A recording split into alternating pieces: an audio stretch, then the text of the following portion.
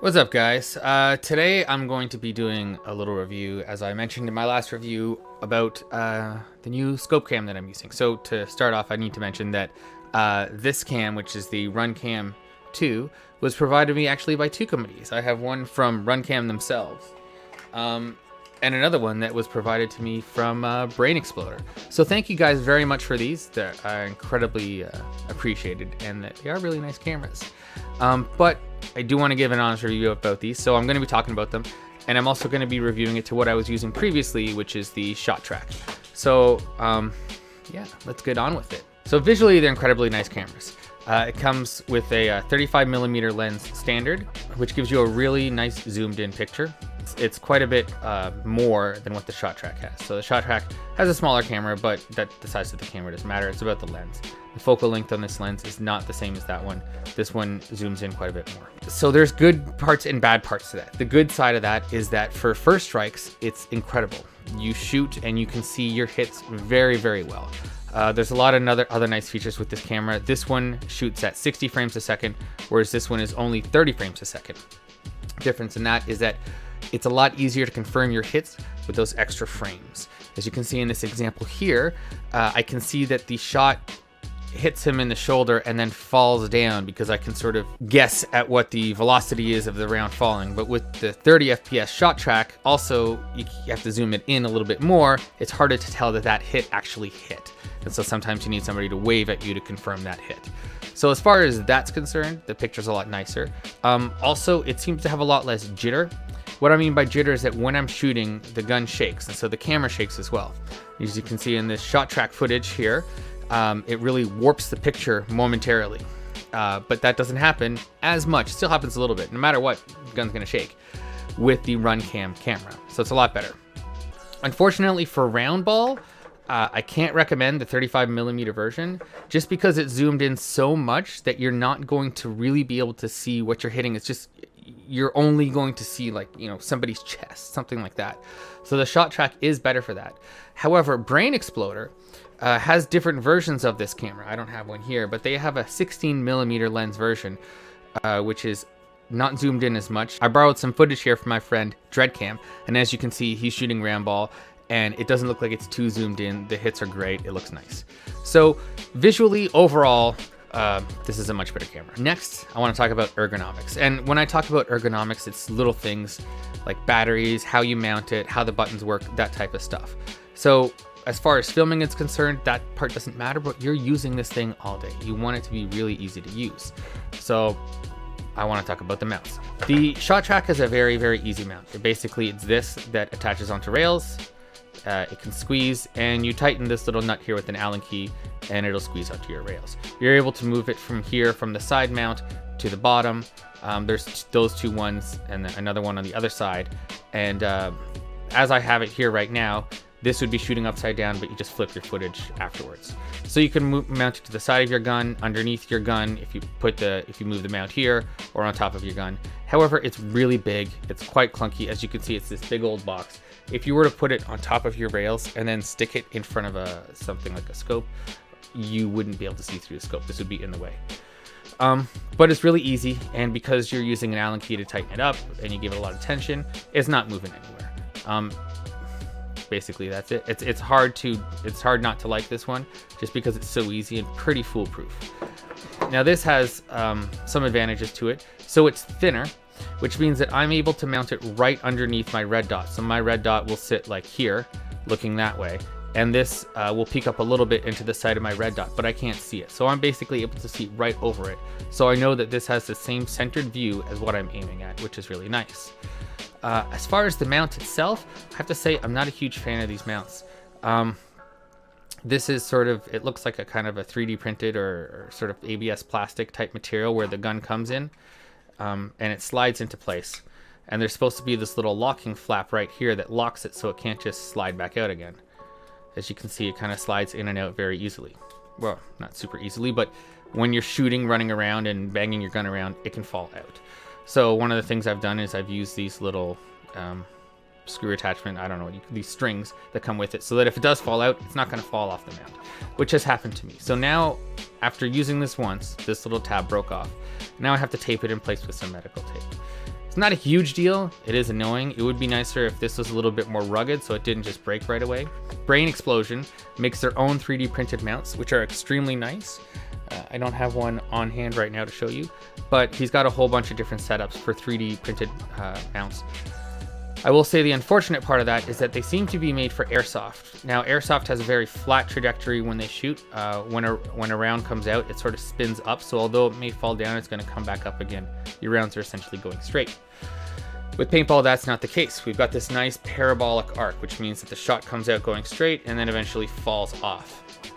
So when you're shooting at something distant, you have to aim up so that you get that arc going forward and you're aiming up, which means that you want your camera to aim down a little bit so that you can keep aiming at target and your camera and stay on target while your gun is pointing upwards a little bit, but your camera's looking straight. With the RunCam mount, what I was able to do, this printed piece goes onto the adapter for rails. I was able to put a few O-rings in between where the screw goes, which gives me this extra space, and you can see there's a bit of an angle there. And with this angle, I can actually adjust it by tightening this screw or loosening it, which will make the angle more aggressive or less aggressive as I need. So that's really nice. And I mean, this doesn't have anything like that either. You've got to sort of figure out your own solution for this. It's just basically a problem with all cameras. They're not made for these aggressive parabolic trajectories that we have with paintball. They're made for things to go straight. Unfortunately, paintball doesn't go straight, so you're going to have to try and figure out some sort of solution. But that's an issue with any type of scope cam that you're going to have. Now, as for this mount itself, I was not happy with this mount, and I'll explain why. It has this quick disconnect here, which leads you to believe that you can just snap it onto some rails and you're good to go. Like, obviously you'd want to tighten this so that this has a lot of tension when you're tightening it on, but not enough that you're snapping this aluminum arm. So I did that. I put it as tight as I could, and then during the game, the thing fell off and I lost my camera. And I had lost it all morning at Commando Paintball in D-Day, and I was not happy. Like, that's not a great thing for your camera to have it fall off. Fortunately, somebody found my camera and returned it to me, so I was very lucky that it happened, and I'd like to say thank you to that person. Thank you so much for finding my camera and returning it. It's incredible. What you actually need to do with this, once you've snapped it on, is actually tighten this bolt, which is a misleading design, because as a user, you think you put that on and you're done. If they didn't have this at all, and they just had this, which, you know, loosened on its own and tightened, then you'd know you just use an Allen key to tighten it and you're never going to screw it up. That's my major complaint with this. That is a really, really bad part of this design. There's no other way to say it. It's not good. Last part of ergonomics is the on-off. This one's real easy. You know, power's off, on in your recording, off, laser, right? Super easy. I mean, how can you mess that up? On and laser. It's, there's not much to it. This is also incredibly simple. You basically push the button to turn it on, push it again to start recording, hit it again to stop recording, hold it to turn it off. And then you can do the same thing with the Wi-Fi. You can turn the Wi-Fi on or off. You can also set the software so that when you turn it on, it just immediately starts recording, and once you stop recording, it turns itself off, which is how I have my GoPro set up. It's a really nice way to do it. Last part, sound. So let's listen to some examples. First, we have just my GoPro in my head. There! Where you want to hit? Now we have the ShotTrack. There! Where you want to hit? And finally, the RunCam. There! Where you want to hit? Well, the ShotTrack has better sound, but no matter what, you shouldn't be using the sound from these cameras in your footage, no matter what.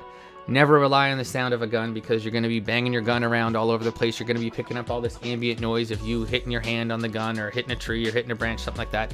You don't want that sound. Essentially, you're going to use the sound in the first 2 minutes when you sync up your footage. I always say something like, you know, this is my third time on the field, blah, blah, blah. Use that to sync up my footage, and I'm good to go. I mean, just don't ever rely on the sound. Finally, let's go over software. This has zero software. This has a really nice software package. And let's show you what that software package is like. Let's launch this app here. Basically, you connect to it during the Wi-Fi. You set that up during the first installation, then you connect to your camera. What you get here, there's no micro SD card in there, but basically you can preview what this shows. So what this is really nice for, excuse my jittery hands, is that when I'm setting up the angle on this camera, is I can then see exactly where I'm aiming and what this camera is looking at. You can start recording from here, you can set photos, you can do things like change the field of view of the camera, change the exposure settings, a whole bunch of interesting stuff, which is just really, really useful. You can set the white balance to auto. There's a lot of things that you can do in here. And it's incredibly useful. You can actually review your footage in here afterwards. So having software in here is very useful. You can also update your camera with this. I really like it. It's a great little software package, and it's nice to be able to preview and see what the camera's looking at it when you start, before you start using the camera. Guys, I hope you like that. My final thoughts. I'm a big fan of this camera. This is a really nice thing. I'm going to be using this from now on. I'm going to keep using it in conjunction with the ShotTrack because I want the close shots if I have them. And unfortunately, I have both cameras, so I can keep using both. I have this one for if I'm close, this one if I'm far. They're both going to be mounted on my guns from now on. But if you are shooting first strikes, I can't recommend this one enough. It's a fantastic camera. You can really make sure that it's set up and filming what you're shooting at before you get started with the software. You can mount it on pretty much anything with the rails. Just make sure you use this little screw here instead of just relying on the quick disconnect. And you can adjust the angle too with it. It's a very simple modification. So it's a great camera. Can't recommend it enough. Thank you so much, RunCam and Brain Exploder, for the cameras. Guys, check them out. The websites are down below if you wanted to pick these cameras up. Let me know in the comments down below what you thought about this review. If you'd like to see me review anything else that I currently use and give my opinions, leave that in the comments down below as well. All right, guys, thank you so much for watching. Bye.